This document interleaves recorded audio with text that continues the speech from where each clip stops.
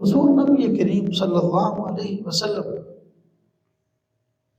رمضان المبارک کے مہینہ میں آخری عشرہ کے اندر اعتکاف فرماتے ہیں۔ آخری مہینہ میں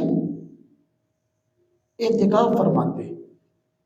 اعتکاف پہلے آپ صلی اللہ علیہ وسلم اعتکاف پورا مہینہ فرماتے تھے، لیکن مقصد کیا تھا؟ شب قدر کو تلاش کرنا۔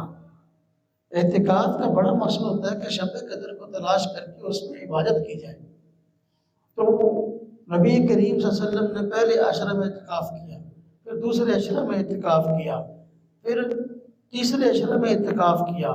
آپ کو ذریعہ وحی بتلایا گیا کہ شب قدر یہ رمضان کے آخری عشرہ میں ہوتی ہے، تو آپ نے اپنی امت کو مطلع فرمایا کہ بھئی رمضان مبارک کے آخری عشرہ میں اعتکاف کیا کرو، اس لیے کہ اس میں شب قدر ہوتی ہے۔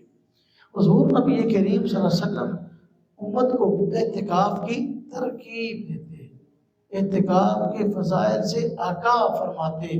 اعتکاف کی فضیلت حضور نبی کریم صلی اللہ علیہ وسلم نے یہ بیان فرمائی کہ جو بندہ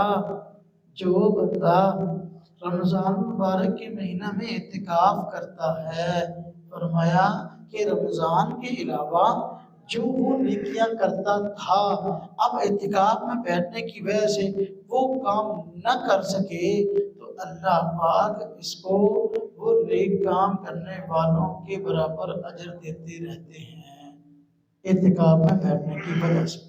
مثلا ایک بندہ ہے، وہ رمضان المبارک کے مہینہ کے علاوہ دوسرے لوگوں کی مختلف کاموں میں مدد کرتا ہے، ہاتھ بٹاتا ہے۔ ہاں جی، کوئی بندہ کوئی مشقت والا کام کرتا ہے، اس کے بعد جا کے اس کا ہاتھ بٹائے جو اس بیچارے کا کام ہو جائے۔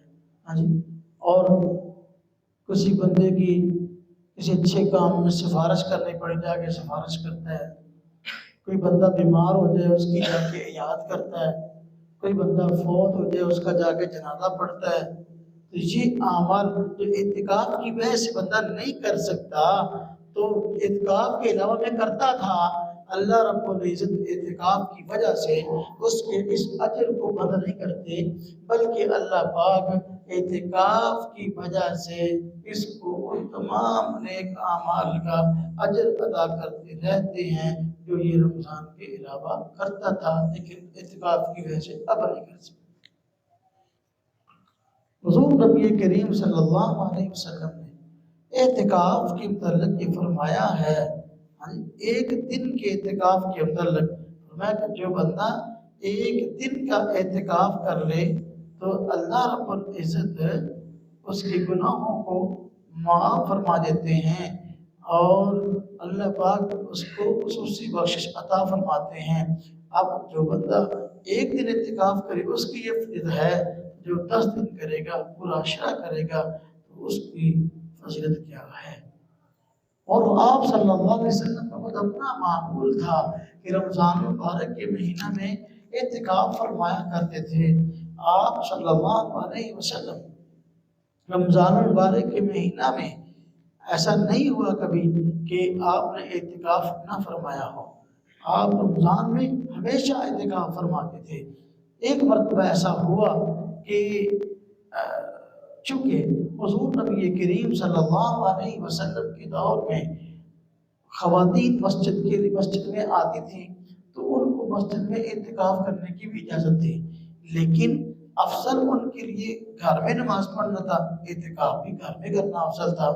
کثرت سے اعتکاف میں خواتین کے مسجد میں بیٹھنا حضور نبی کریم صلی اللہ علیہ وسلم کو پسند نہ تھا، اس دور میں جب عورتوں کو مسجد میں آنے کی اجازت تھی۔ ایک مرتبہ ایسا ہوا کہ حضور نبی کریم صلی اللہ علیہ وسلم نے اعتکاف کیا تو ازواج مطہرات میں سے سب نے ہی اپنے خیمے بھی ساتھ لگا لیے، یعنی زیادہ اعتکاف خواتین کی طرف سے ہوا۔ تو آپ صلی اللہ علیہ وسلم کو یہ چیز پسند نہ آئی اور آپ نے اپنا اعتکاف ختم کیا اور بعد میں اس کی قضا کی۔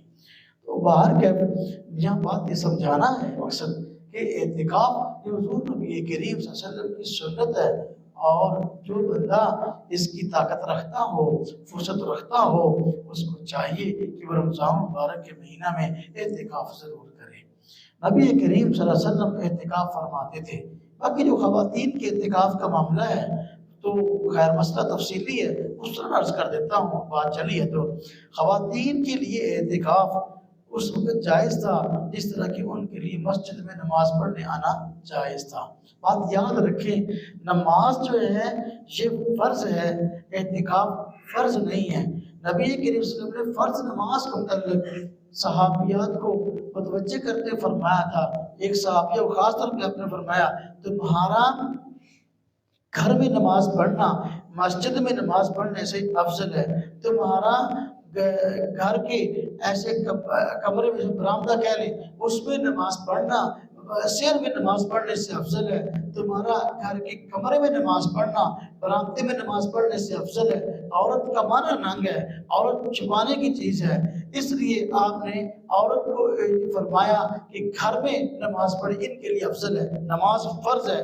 یہ کیسے ہو سکتا ہے کہ حضور نبی کریم صلی اللہ علیہ وسلم جو ہے وہ اعتکاف کے لیے فرمایا کہ عورتوں نے ہر صورت اعتکاف مسجد میں کرنا ہے جبکہ نماز فرض ہے۔ نماز میں تو یہ بات ہے افضل کہ وہ گھر کے اندر جو ہے وہ نماز پڑھیں، جائز تھا مسجد میں آنا چند شرائط کے ساتھ۔ وہ شرط تھی کہ پردہ کر کے آئیں گی اور پرانے کپڑے پہن کے آئیں گی، نئے کپڑے نہیں پہن کے آئیں گی، خوشبو لگا کے نہیں آئیں گی، زیب و زینت کر کے نہیں آئیں گی، اور آج جانے کے راستے میں عورتوں کا مردوں کے ساتھ اختلاط نہیں ہوگا، اسی طرح مسجد میں بھی اختلاط نہیں ہوگا، بد نظری نہیں ہوگی۔ ان شرائط کے ساتھ عورت کو اجازت دی اعتکاف میں آنے کی، لیکن جب عورتوں نے ان شرائط کو پورا کرنا چھوڑ دیا تو پھر اب ان کو منع کر دیا گیا تم شرائط کی پابندی نہیں کرتی اس لیے گھر میں نماز پڑھو۔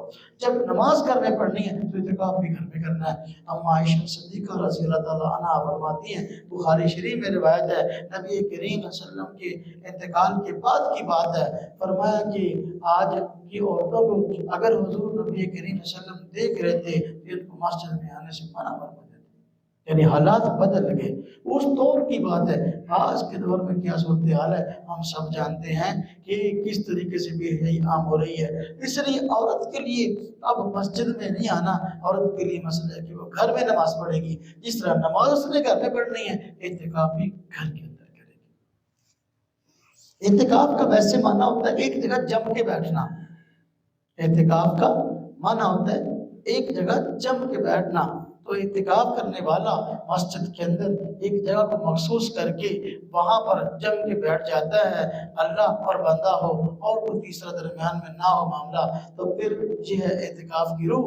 حضور نبی کریم صلی اللہ علیہ وسلم مسجد میں اعتکاف فرماتے اور آپ کا یہ معمول تھا، اور امت کو بھی اس وجہ سے آپ نے ترغیب دی کہ مسجد میں اعتکاف کیا۔